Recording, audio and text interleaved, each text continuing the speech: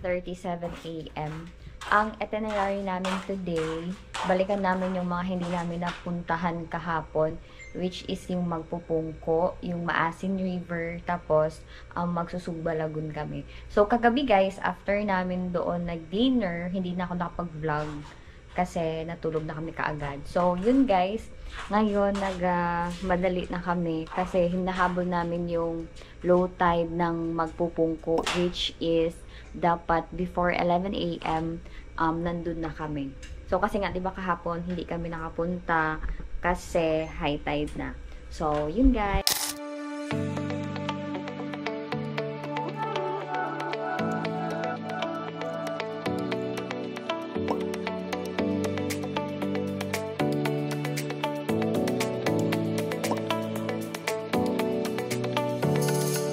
So guys, bili kami ng kape.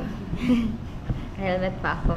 Tapos i-take out lang namin para may konting energy kami. So order lang kami ng Spanish latte and then after nyan, for the go na kami.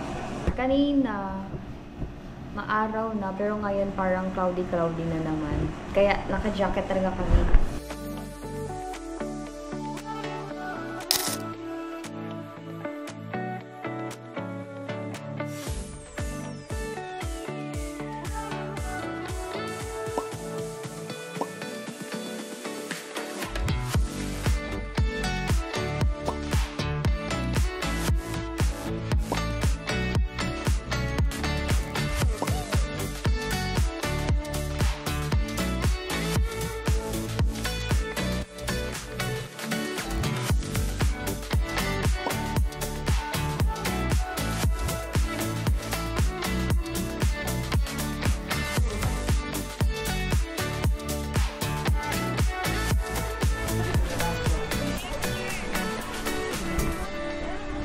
Guys, nandito na kami sa Magpupungko Rock Pools.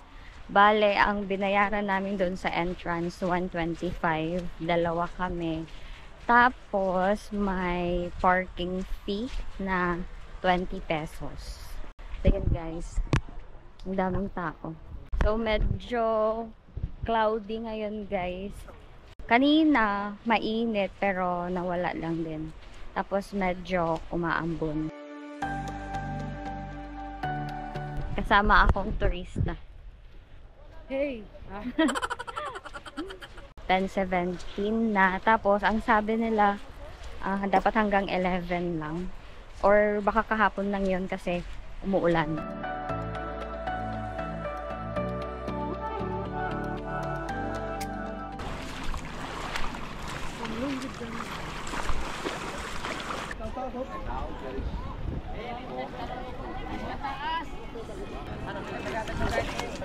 Para di mabasa yung mga gamit nyo, pwede nyo iwan yung mga things nyo dito sa gilid. And may mga vendors din dito na nag-offer ng life jackets for rent. And they will also offer to take photos of you. And it's up to you if magkano yung ibibigay nyo.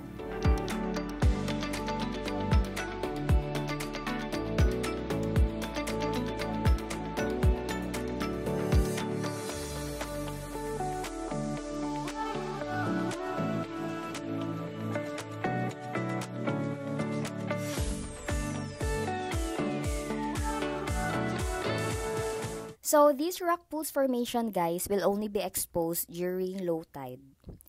So, ito guys, bato ito, like ito, bato. Then, ito yung nag-form as swimming pool, like pool.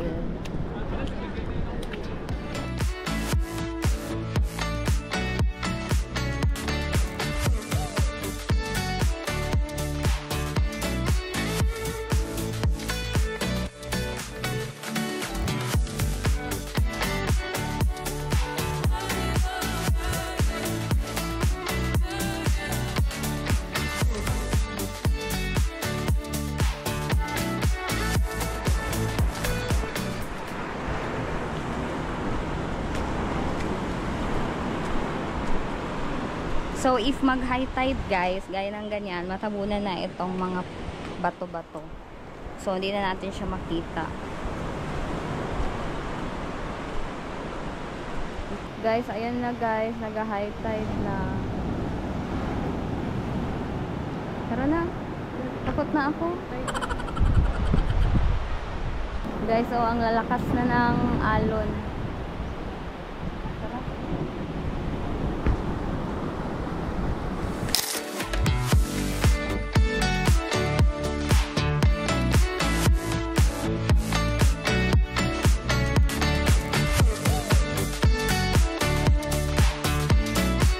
Okay guys, may mga restaurant dito na nagbebenta ng food. So, pwede kayong mag-lunch.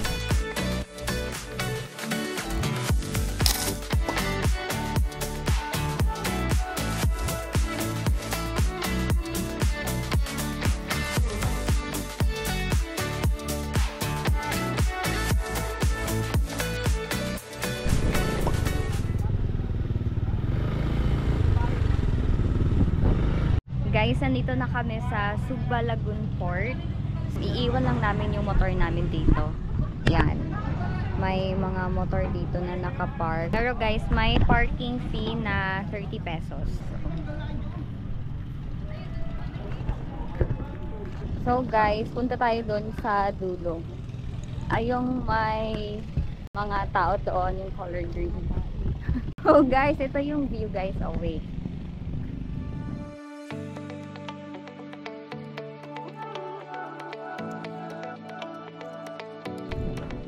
So guys, aside sa Sugba Lagoon, dito rin pala yung port nila papuntang Karatig places. Charot.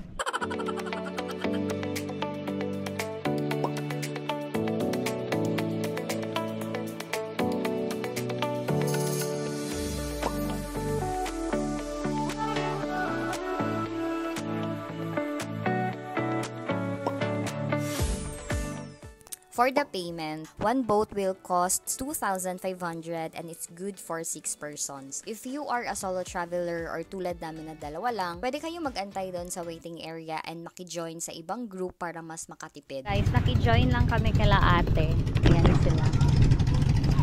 So, 4 plus kami. Thank you. Kasi kung hindi, hatiin namin dalawa yung 2.5 guys. Yun yung amin guys. So, yun, 102. Kailangan yung tandaan yung number ng bangka nyo kasi ito pa rin ang sasakyan nyo pabalik dito sa port.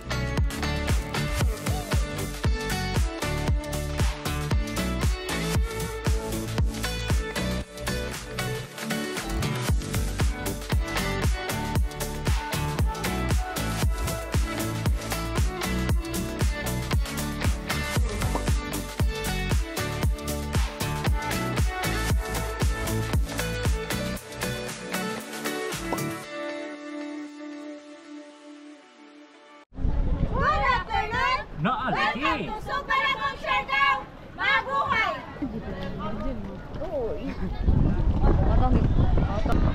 Guys, kulang na lang magsabon. Hilamos kami doon sa bangka. Tara.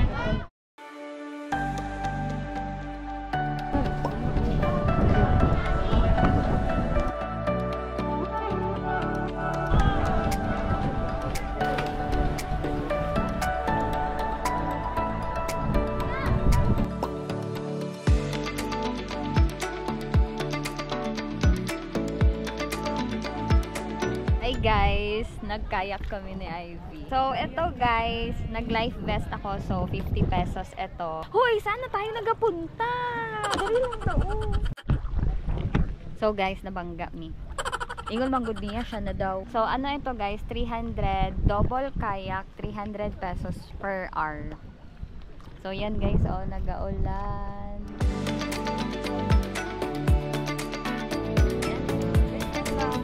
Pwede pakibilisan kasi masyadong mabagal. Sabi nila guys, good for 1 hour lang ito. Pero sabi ni kuya, pwede daw maglangay-langay. So maglangay-langay ta.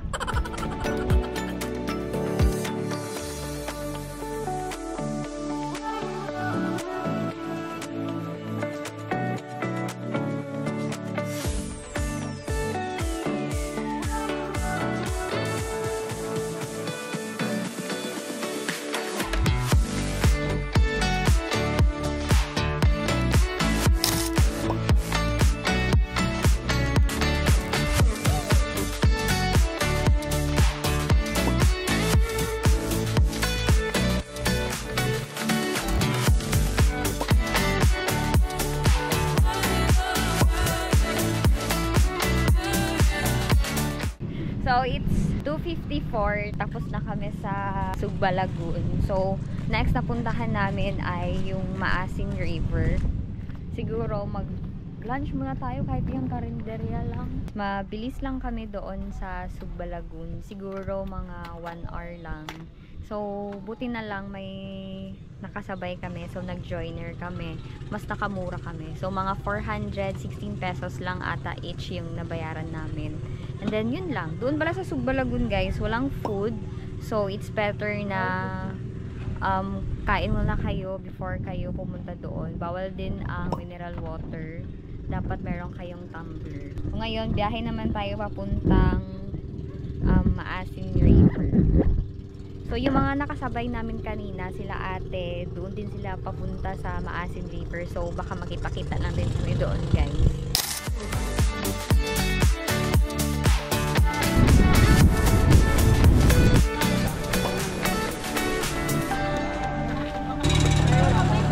Magkano, ate?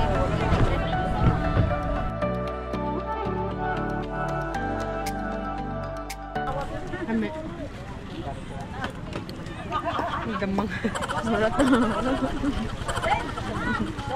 Damang yan. At ayun na nga, pumasok na kami dito sa loob. Pagdating namin dito, we decided na wag na lang tumuloy kasi napakaraming tao. Even dun sa loob, ang haba ng pila para sa mga picture spot and ang dami ding tao na papasok pa lang. Kaya I suggest na pumunta kayo dito ng mas maaga para makaiwas kayo sa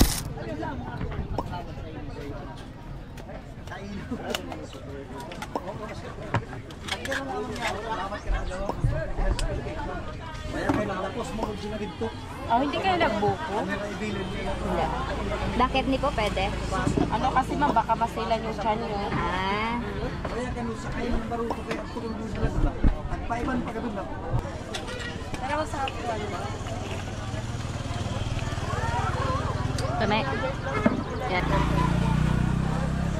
Sisi ka ba niya nisulod? Sisi ka ba pag inisulod?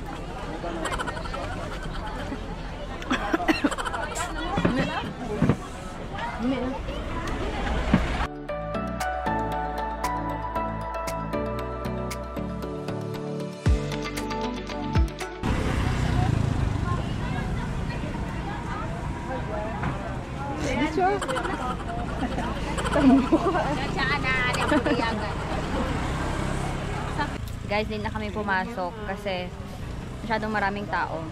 Like, as in. So, balik na lang siguro kami bukas or sa next day. Or sa next day. Oo. Mas konti daw pala ang tao pag morning. Pag sa hapon, masyadong maraming tao.